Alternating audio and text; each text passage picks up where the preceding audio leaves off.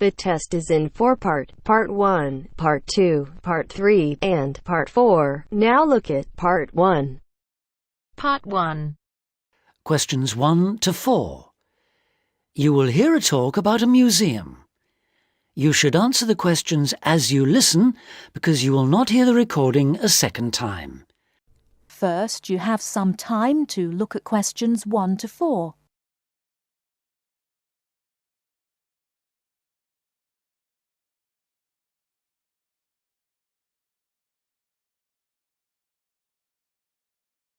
Listen carefully and answer questions 1 to 4.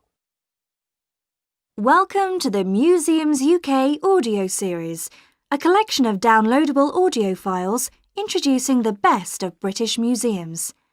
My name's Sam Cooper, and in this file I'll be introducing the Ashmolean Museum of Art and Archaeology in Oxford, with its fabulous collections of Eastern and Western art, antiquities, casts and coins. It's one of the oldest public museums in the world, and it's actually part of Oxford University, though it's free to go in whether you're a student or not. You'll find the main museum in Beaumont Street, near the centre of Oxford, close to both the railway station and the bus station. Opening hours for visitors are from 10 o'clock in the morning till 5 in the evening on Tuesdays to Saturdays, 12 to 5 on Sundays, and 10 to 7 on Thursdays in the summer months. It usually closes for 3 days over Christmas, a couple of days at New Year, and 3 days for the St Giles Fair in early September. You can take photos in the galleries, but only with handheld cameras and not using flash or lights, which can do serious harm to exhibits. Also, as long as you follow all the copyright regulations and you get permission from the staff on duty, you can ask for antiquities documents of less than 100 years in age to be photocopied at a cost of 5p per A4 sheet. Before you hear the rest of the conversation, you have some time to look at questions 5 to 10.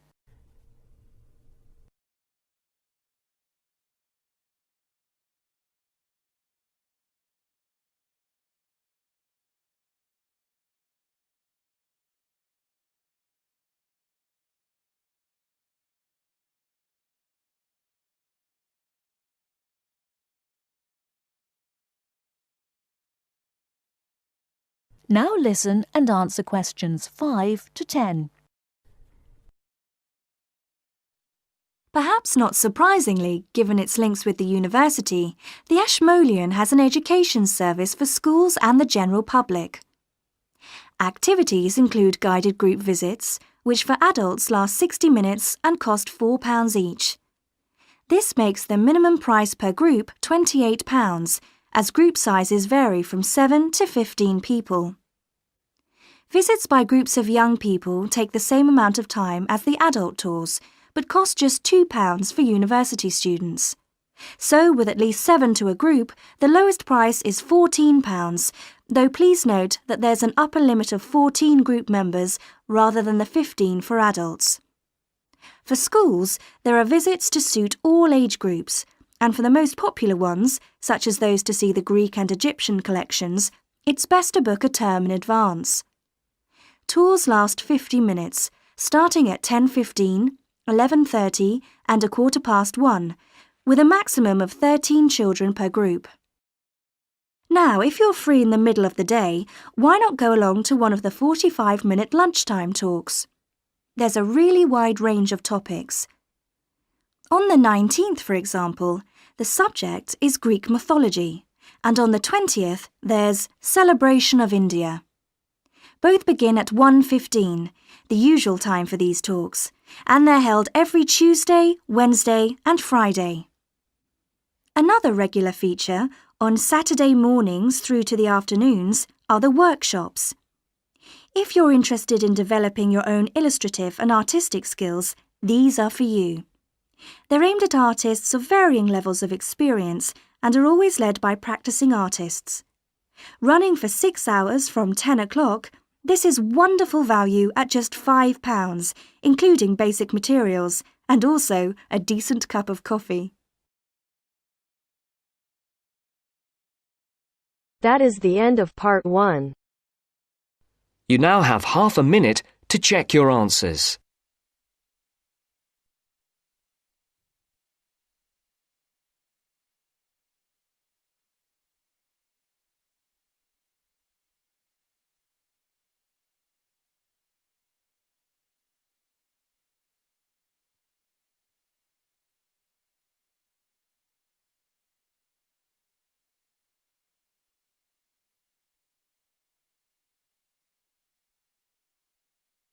Now turns to part 2. Part 2. You will hear a man, Martin Hill, phoning an estate agent in order to find some accommodation. First, look at questions 11 to 14.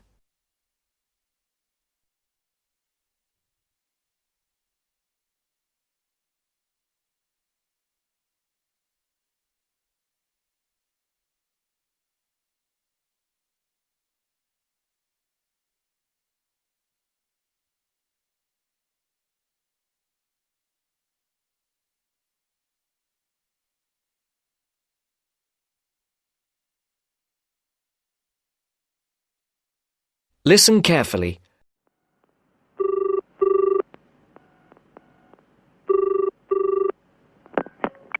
Hello, Brindle's estate agents here. How may I help you? Oh, good morning. I'm ringing to see what flats you have for rent at the moment. Right. Can I start by just taking your name, Mr.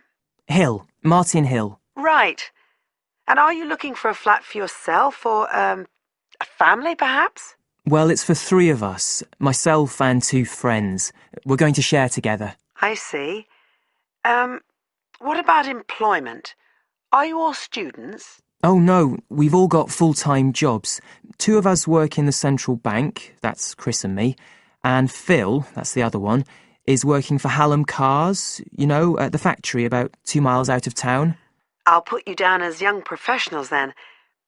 And I suppose you'll be looking for somewhere with 3 bedrooms? Yeah, at least 3.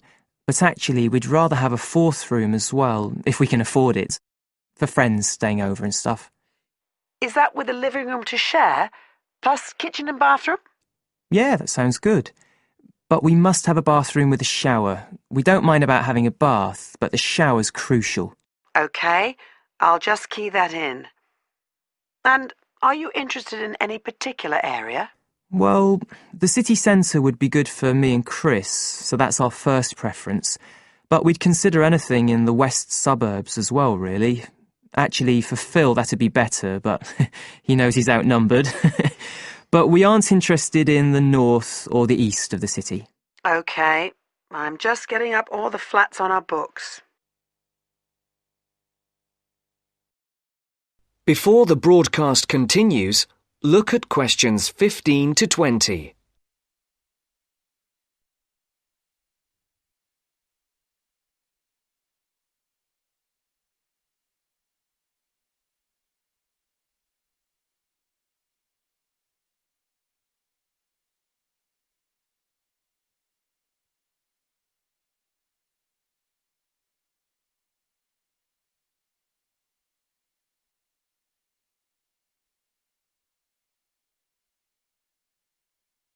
You will now listen to the second part of the talk. Just looking at this list here, I'm afraid there are only 2 that might interest you. Do you want the details? OK, let me just grab a pen and some paper. Fire away. This first one I'm looking at is in Bridge Street and very close to the bus station. It's not often that flats in that area come up for rent.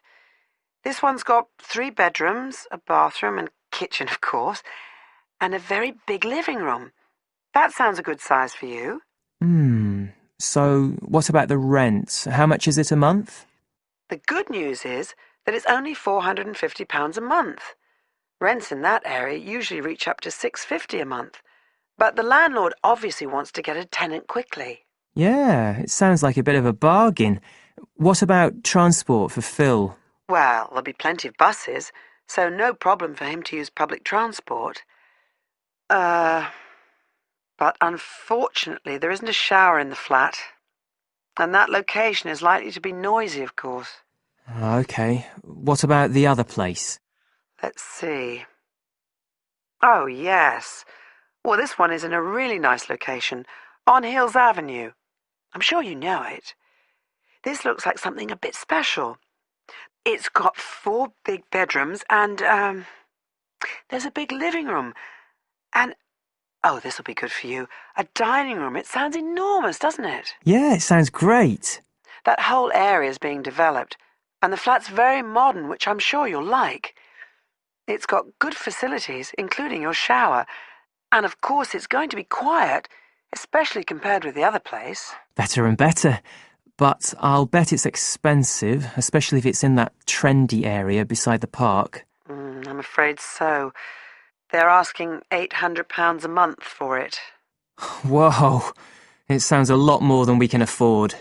Well, maybe you could get somebody else to move in too. I'll tell you what, give me your address and I can send you all the details and photos, and you can see whether these two are worth a visit. Thanks, that would be really helpful. My address is flat 5. That is the end of part 2. You now have half a minute to check your answers.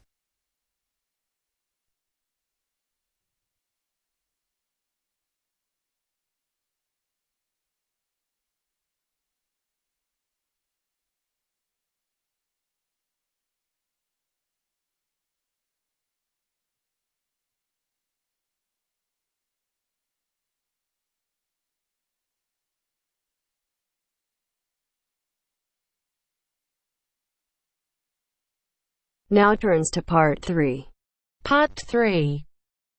You will hear an expert on birds talking about sparrows, one of the most common bird species in urban and suburban environments around the world. The expert discusses some possible causes for their declining numbers. First, you have some time to look at questions 21 to 26.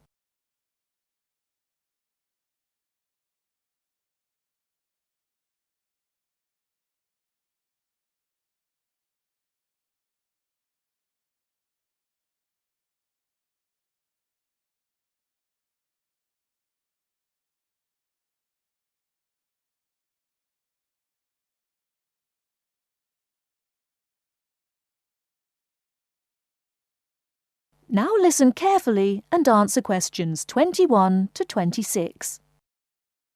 Some people dislike sparrows and see them as annoying pests in their neighbourhood. Others see them as an interesting part of the urban environment. Love them or hate them, it could be that the familiar scene of these birds flying, hopping and chirping in our city streets will soon become a thing of the past. Until recently, there were so many sparrows around that people tried all kinds of methods to get rid of them.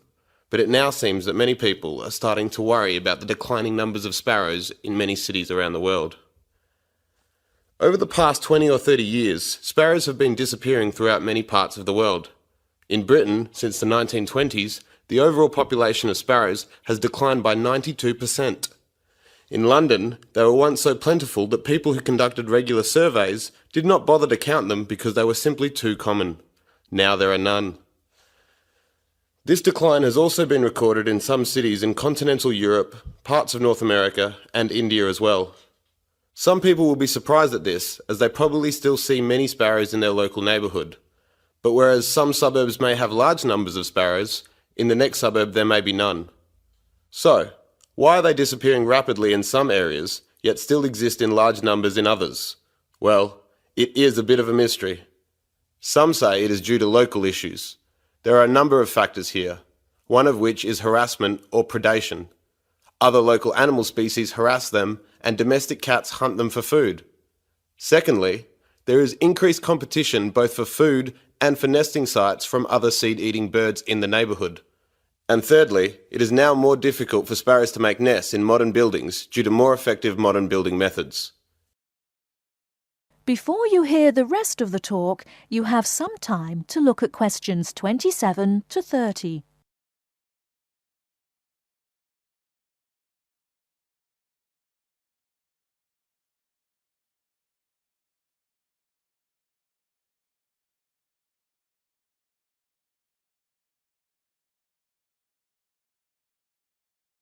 Now listen and answer questions 27 to 30.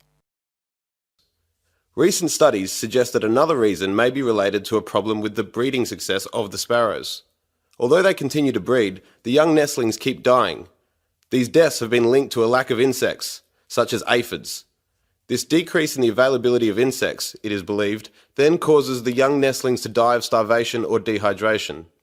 It seems that there is a growing worldwide shortage of insects, and our modern urban lifestyle with the increasing use of motor vehicles is being blamed for it. It is suggested that the carcinogenic chemicals released into the atmosphere by unleaded car exhaust fumes is having an impact on insect numbers. Another theory, which is thought to be affecting sparrow numbers, is connected to our technological advancement. According to some experts, the mobile telephone towers that are now a feature of our modern cities emit electromagnetic radiation, which might affect the sparrows' central nervous systems and result in their death. The evidence is only circumstantial, and sparrows still continue to thrive in some major cities. However, it is interesting to note that in the 1990s, the use of mobile phones and unleaded petrol skyrocketed, and both coincide with the period of the sparrows' declining numbers in many modern cities. That is the end of part 3. You now have half a minute to check your answers.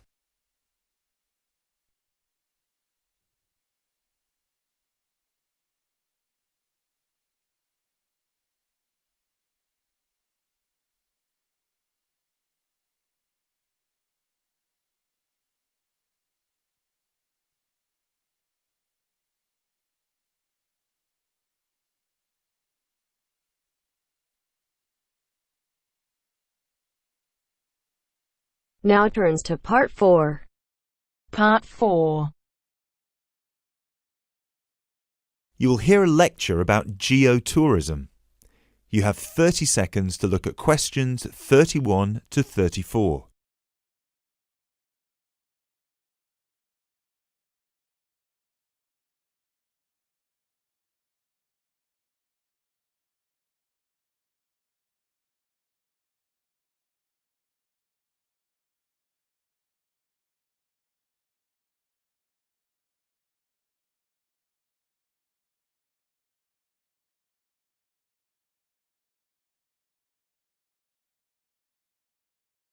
Now, I'd like to move on to talk about something called geotourism.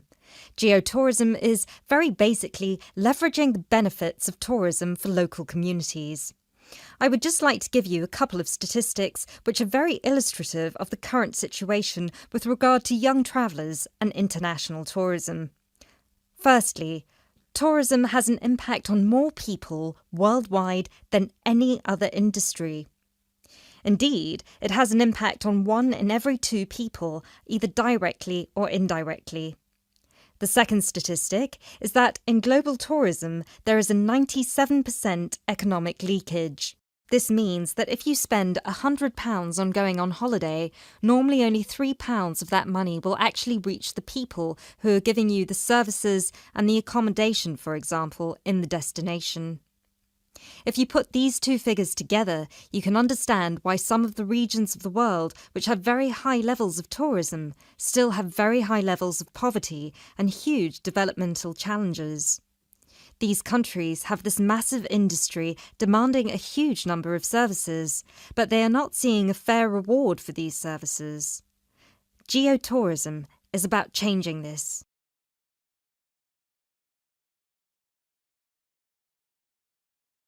You now have 30 seconds to look at questions 35 to 40.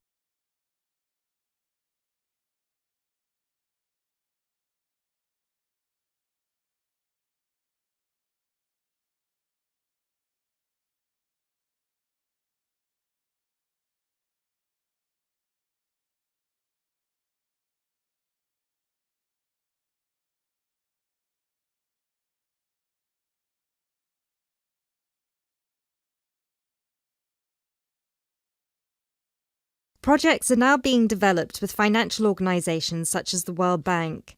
One of these involves developing a technology platform which is bringing grassroots travel products such as hotels, locally owned hotels, not global chains, very locally owned tour operators to the international travel market, therefore avoiding the middlemen.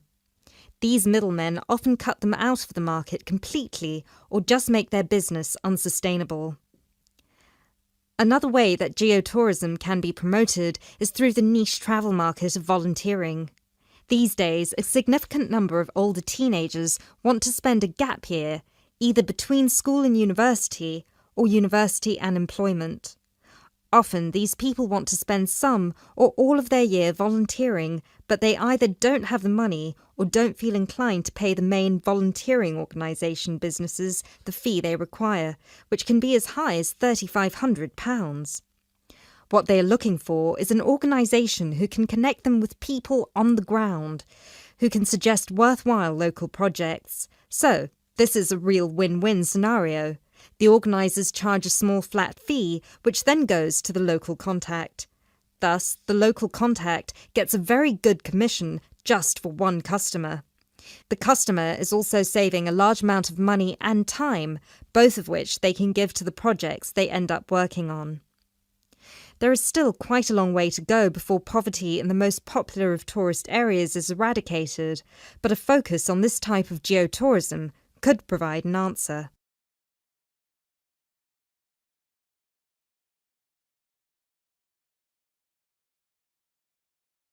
That is the end of part 4. You now have half a minute to check your answers.